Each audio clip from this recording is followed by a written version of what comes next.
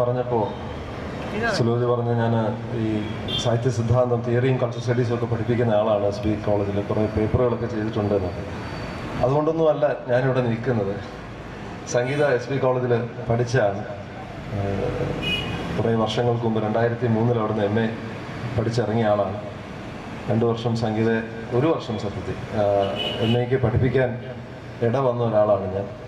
പക്ഷെ ഞാൻ സംഗീതം പഠിപ്പിച്ചത് കവിതയൊന്നുമല്ല, ഈ പറഞ്ഞ പോലെ സാഹിത്യ സിദ്ധാന്തം, ദെറുദയും ഫൂക്കോയും എലിസ് മില്ലറും ബക്തിനും ഒക്കെ ആയിട്ടുള്ള ഈ സൈദ്ധാന്തിക ചർച്ചകളൊക്കെയാണ് അന്ന് ക്ലാസ്സിൽ നടത്തിയത്. എനിക്കന്ന് ഇപ്പം ഞാനിത് വ്യക്തിപരമായിട്ട് പറഞ്ഞുകൊണ്ട് തുടങ്ങാം. ആദ്യം തന്നെ സംഗീത ഈ ചടങ്ങിൽ എന്നെ പങ്കെടുപ്പിച്ചതിലുള്ള നന്ദി അറിയിക്കുന്നു.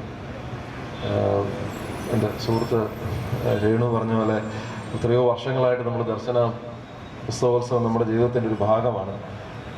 ഞാൻ എല്ലാ വർഷവും ഇവിടെ വരികയും പുസ്തകങ്ങൾ വാങ്ങിക്കുകയും ചെയ്യുന്ന ആളാണ്. പക്ഷേ ആദ്യമായിട്ടാണ് ഞാൻ ഈ ഒരു വേദിയിൽ ഒന്ന് സംസാരിക്കാൻ ഒരു അവസരം കിട്ടുന്നത്. അപ്പോൾ അത് സംഗീതയാണ് അതിന് നിമിത്തം കാരണക്കാരി. അതിനാദ്യമേ നന്ദി പറയുന്നു.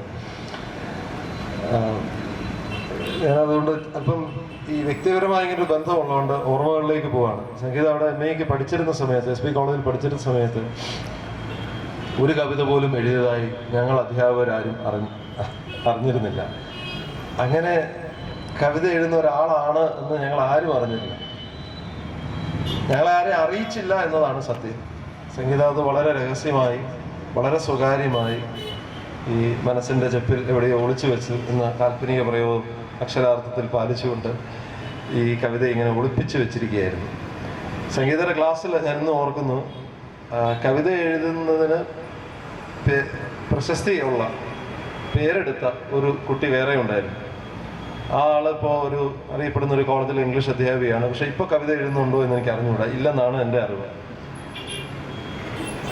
അയാൾ ഇവിടെ MAക്ക് പഠിക്കാൻ വരുമ്പോൾ തന്നെ ഒരു കവിതാ പുസ്തകം, കവിതകളുടെ ഒരു സമാഹാരം പ്രസിദ്ധീകരിക്കുകയും വേറെ ആനുകാലികളൊക്കെ കവിതകളൊക്കെ പ്രസിദ്ധീകരിക്കുകയും ഒക്കെ ചെയ്തു. അപ്പോൾ കവിത എഴുതുന്ന പെൺകുട്ടി എന്നൊരു പേര് അയാൾക്കായിരുന്നു ഉണ്ടായിരുന്നു. അപ്പോൾ അതിനിടയിലൊക്കെ നിന്ന് സംഗീതം ഇങ്ങനെ മിണ്ടാതിരുന്ന് പോവുമായിരുന്നു. ഒരു അരികെ പറ്റി ഇങ്ങനെ പോവുകയായിരുന്നു. ഒരുപാട് വർത്തമാനം പറയായിരുന്നു. എനിക്കത് എൻ്റെ ഒരു ഓർമ്മ ഏതാണ്. സംഗീതം ഒരുപാട് ചോദ്യങ്ങൾ ചോദിക്കുമായിരുന്നു. ക്ലാസ് കഴിഞ്ഞിട്ടാണെങ്കിലും സ്റ്റാഫ് റൂമിൽ വന്നിട്ടും വരാന്തയിൽ വെച്ചൊക്കെ കാണുമ്പോഴും ഒരുപാട് സംസാരിക്കാൻ ഇഷ്ടപ്പെടുന്ന ഒരാളായിരുന്നു. പക്ഷെ അപ്പോഴൊന്നും ഒരിക്കലും ഈ കവിത എഴുതുന്ന ഒരാളാണെന്ന് ഞാൻ അറിഞ്ഞിരുന്നില്ല. എൻ്റെ സഹപ്രവർത്തകരാരും അറിഞ്ഞിരുന്നില്ല.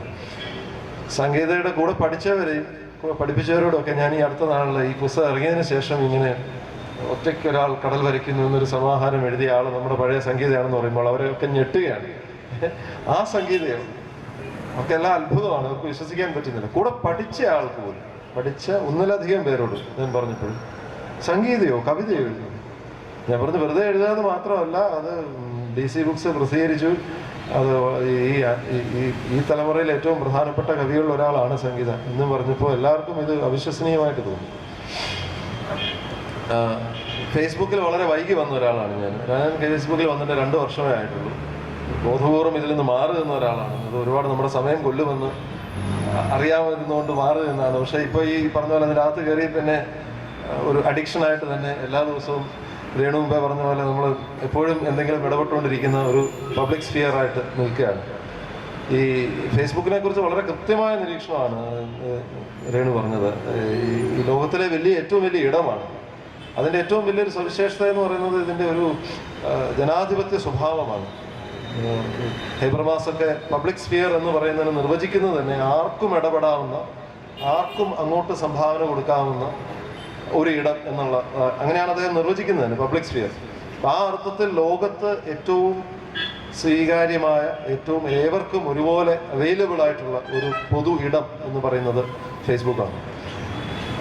അപ്പോൾ ഈ ഫേസ്ബുക്കിൽ ഞാൻ 2 വർഷം മുമ്പ് സജീവമാകുകയും അപ്പോൾ ഈ സംഗീത ഫേസ്ബുക്ക് സുഹൃത്താകുകയും ചെയ്തു. പിന്നെ കവിതകൾ ഇങ്ങനെ കുറച്ചപ്പോൾ ഞാൻ ശ്രദ്ധിച്ചു, സംഗീതയുടെ കവിതകൾ കൊള്ളാമല്ലോ. അപ്പോഴെനിക്ക് അറിയില്ലായിരുന്നു ഇതുപോലെ ഗൗരവമായിട്ട് കവിതയെ സമീപിക്കുന്ന ഒരാളാണ്. ഞാനിപ്പോൾ ഓർക്കുന്നു, പെരുമ്പാവൂരിലെ ജിഷ കൊലപാതകവുമായി ബന്ധപ്പെട്ട അത്രയും നിഷ്ഠൂരമായ ഒരു സംഭവം നടന്ന ആ ദിവസങ്ങളിൽ സംഗീതം എഴുതിയൊരു കവിതയുണ്ട്. വളരെ ചെറിയൊരു കവിതയാണ്. അതിൽ ഈ നമ്മുടെ ഒരു ദണ്ണം മുഴുവൻ അതിലുണ്ട്. ആ സംഭവത്തോടുള്ള ഒരു കവിയുടെ ഒരു തീവ്ര പ്രതികരണം. എവിടെയോ ഒരു ഒരു വാർത്ത ഇങ്ങനെ വന്ന് ചെവി വീണ എന്ന പോലെയാണ് ആ കവിത അവതരിപ്പിക്കുന്നത്. എവിടെയോ എങ്ങാണ്ടൊരിടത്തൊരു കാക്കക്കുഞ്ഞിന് പപ്പും പൂടയും പറിച്ചിട്ട് കമ്പ് കയറ്റി കൊന്നെന്ന്. എത്രയോ തീക്ഷണമായ ഒരു ഒരു ഒരു നിരീക്ഷണമായിരുന്നു. അത് വായിച്ചപ്പോഴും കൊള്ളുന്ന ഒരു അനുഭവം എനിക്ക് കിട്ടി. ഞാനത് ഷെയർ ചെയ്യുകയും ചെയ്തു. നമ്മുടെ ക്ലാസ്സിലൊക്കെ കൊണ്ട് ഞാൻ കുട്ടികളോട് പറയുകയും ചെയ്തു, ഇങ്ങനെയാണ് ഒരു പോയറ്റിക്കൽ റെസ്പോൺസ് ഈ സംഭവത്തിൽ കൊടുക്കാൻ തോന്നി. സംഗീതയുടെ കവിതകൾ പിന്നീട് ഈ സമാഹാരം ഇറങ്ങിയപ്പോൾ ഞാൻ വാങ്ങിച്ച് വായിക്കുകയും അതിലൊക്കെ എനിക്ക് തോന്നിയ ചില കാര്യങ്ങളുണ്ട്. അപ്പോൾ അതിൽ ചില കാര്യങ്ങൾ ഇവിടെ പങ്കുവയ്ക്കാൻ തോന്നി. വളരെ ആഴത്തിൽ ഗഹനമായിട്ട് രേണു ഇതിനെ വിശകലനം ചെയ്തിട്ടുണ്ട്. ഇതിൽ നല്ല ഒരു അവതാരിക വളരെ വിശദമായിട്ട് എഴുതുകയുണ്ടായി. ഈ അവതാരിക എന്നത് ഈ മുതിർന്ന ഒരു കവിയുടെ ഔദാരിക അല്ലാതെ വളരെ കൃത്യമായ നിരീക്ഷണങ്ങൾ ആണ് രേണു നടത്തിയത്. വിയോജിപ്പുകളും പറയുകയും ചെയ്തു.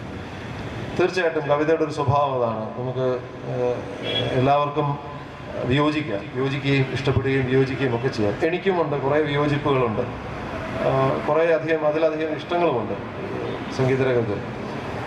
ഞാൻ ശ്രദ്ധിച്ചുള്ള ഒന്ന് രണ്ട് കാര്യങ്ങൾ, ഒരുപക്ഷെ എൻ്റെ ഒരു ഇംഗ്ലീഷ് അധ്യാപകൻ എന്ന രീതിയിലും ഇംഗ്ലീഷ് ഇപ്പോഴും സംഗീത ഒരു അധ്യാപികയാണ്, ഭാഷാ അധ്യാപികയാണ്.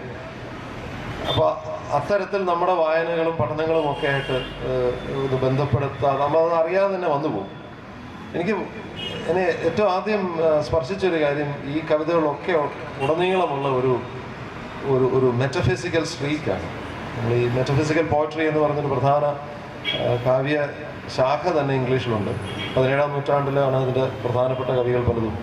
ജോൺ ഡണ്ണാണ് ഏറ്റവും പ്രസിദ്ധനായ മെറ്റഫിസിക്കൽ കവി.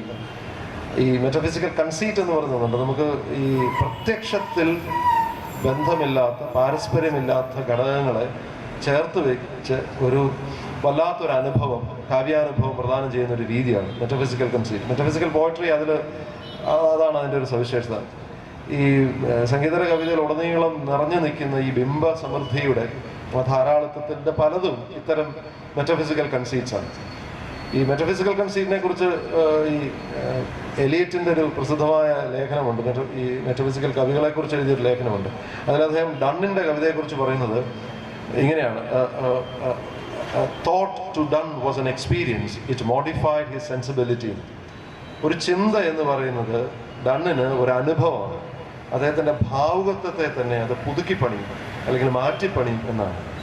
ഇത് ഷേക്സ്പിയറെ കുറിച്ച് മിഡിൽട്ടൺ മറിയും പറഞ്ഞിട്ടുണ്ട്. ഷേക്സ്പിയറുടെ ഈ ബിംബസമൃദ്ധി, ഏറ്റവും കൂടുതൽ ലോകത്ത് തന്നെ ബിംബങ്ങൾ ഉപയോഗിച്ചിട്ടുള്ള ഒരാൾ, കാവ്യബിംബങ്ങൾ ഉപയോഗിച്ചിട്ടുള്ള ഒരാൾ ഷേക്സ്പിയറാണ്.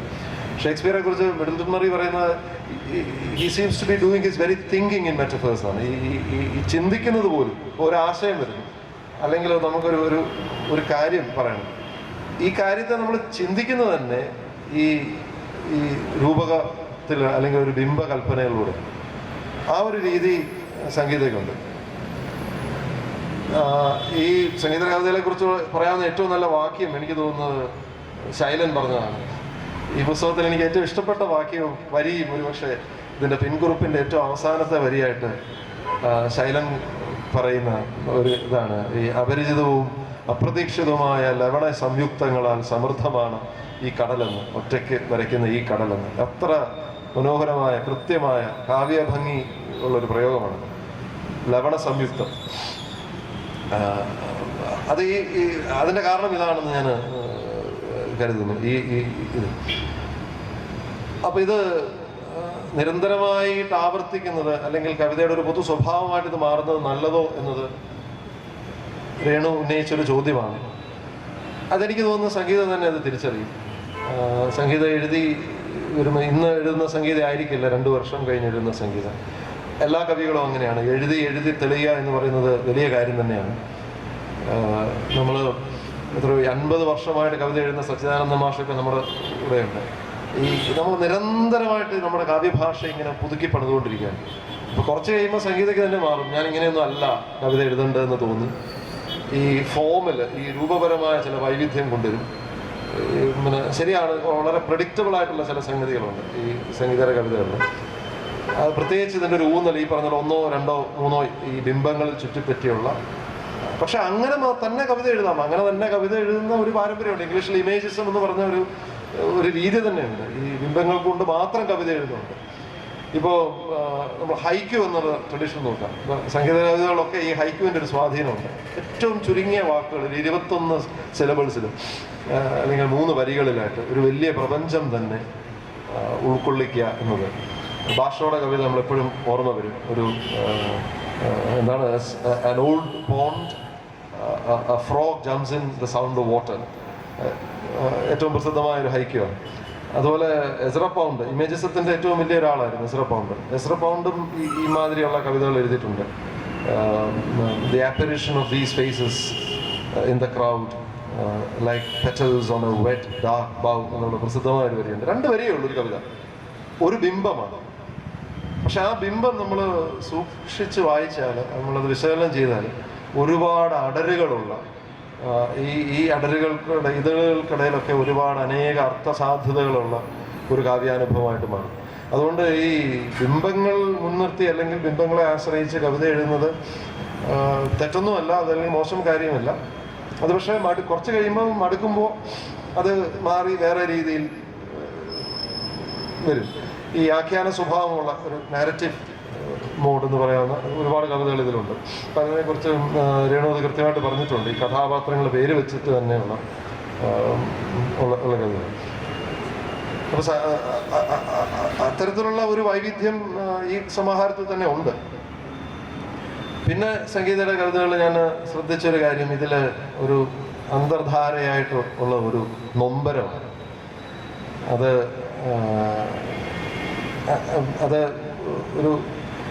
ഇതിൻ്റെ ഒരു പൊതു സ്വഭാവമാണ്, എല്ലാ കവിതകളിലുമുണ്ട്.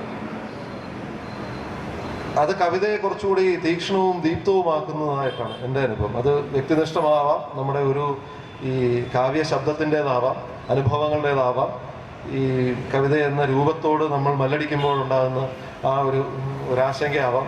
പക്ഷെ ഉടനീളം ഈ അത് ദൈന്യമായിട്ട് വഴുതി പോകാതെ നൊമ്പരമായിട്ട്, ഒരു നനുത്ത നൊമ്പരമായിട്ട് തന്നെ സൂക്ഷിക്കുന്നു എന്നതിലാണ് സംഗീത എന്ന കവിയുടെ ക്രാഫ്റ്റിനെ ഞാൻ തിരിച്ചറിയുന്നത്. കാരണം മറ്റത് വലിയൊരു അപകടമാണ്, നമ്മൾ എഴുതി ഇങ്ങനെ വരുമ്പോഴത്തേക്ക് കൈവിട്ടു പോകും. പിന്നെ ഒന്ന് രണ്ട് കാര്യം കൂടെ പറഞ്ഞു നിർത്തിയേക്കാം. ഇതിൽ ഉള്ള ഒരു രാഷ്ട്രീയമാണ്, സൂക്ഷ്മ രാഷ്ട്രീയം. അത് കൃത്യമായ ഇടത് രാഷ്ട്രീയം തന്നെയാണ്. ഇടതെന്ന് ഞാൻ ഉദ്ദേശിച്ചത് ഈ അരിക ജീവിതങ്ങളുടെ അത്, അല്ലെങ്കിൽ ഈ പവർ റിലേഷൻസിൽ എപ്പോഴും മറുപുറത്ത് നിൽക്കുന്ന അത് പ്രകൃതിയാവാം, സ്ത്രീയാവാം, ഒരു ദളിത് ജീവിതമാവാം, അനുഭവമാവാം, പാർശ്വവൽക്കരിക്കപ്പെട്ട ഒരു ശബ്ദമായി വയലോപ്പള്ളിയൊക്കെ പറഞ്ഞ പോലെ എപ്പോഴും ഈ അധികാരത്തിനെതിരെ നിൽക്കുക എന്നുള്ളതാണ് കവിയുടെ സർഗാത്മകത ഉള്ളവരുടെ ഉത്തരവ്. ഇതൊരു സൗവർണ്ണ പ്രതിപക്ഷം എന്ന് അതിൻ്റെ പ്രസിദ്ധമായ വരിയുണ്ട്. അപ്പം ആ ഒരു നിതാന്ത പ്രതിപക്ഷമായി നിൽക്കാനുള്ള ഒരു രീതി ഇതിൽ കാണുന്നുണ്ട്. പിന്നെ 1-2 കവിതകളെക്കുറിച്ചൊന്ന് സൂചിപ്പിക്കണമെന്നുണ്ട്. സമയമുണ്ടോ? ഇല്ല, അതുകൊണ്ട് ഞാൻ നിർത്തും. ഇനി ഒരു ചർച്ച കിട്ടുകയാണെങ്കിൽ എനിക്ക് ഇഷ്ടപ്പെട്ട 1-2 കവിതകളുണ്ട്. കിണറുകൾ പ്രത്യേകിച്ച്, പിന്നെ മോട്ടോർ സൈക്കിളിസ്റ്റ് എന്ന കവിത. ഈ 2 കവിതയെക്കുറിച്ച് ഇനി സമയം കിട്ടുകയാണെങ്കിൽ 1-2 കാര്യങ്ങൾ ഞാൻ പറയാം. ഞാനിവിടെ നിർത്തുന്നു. നന്ദി സാർ. സമയക്കുറവിൻ്റെ ഒരു പ്രശ്നം നമ്മൾ നേരിടുന്നുണ്ട്. വേഗത്തിൻ്റെ അടുത്ത ആളിലേക്ക് പോവുകയാണ്. അടുത്തത് ശ്രീ വി അബ്ദുൽ ലത്തീഫ് സാറാണ്. കാലടി സംസ്കൃത സർവകലാശാലയിലെ അസോസിയേറ്റ് പ്രൊഫസറാണ്. സാറിനെ സ്നേഹപൂർവ്വം ക്ഷണിക്കുന്നു.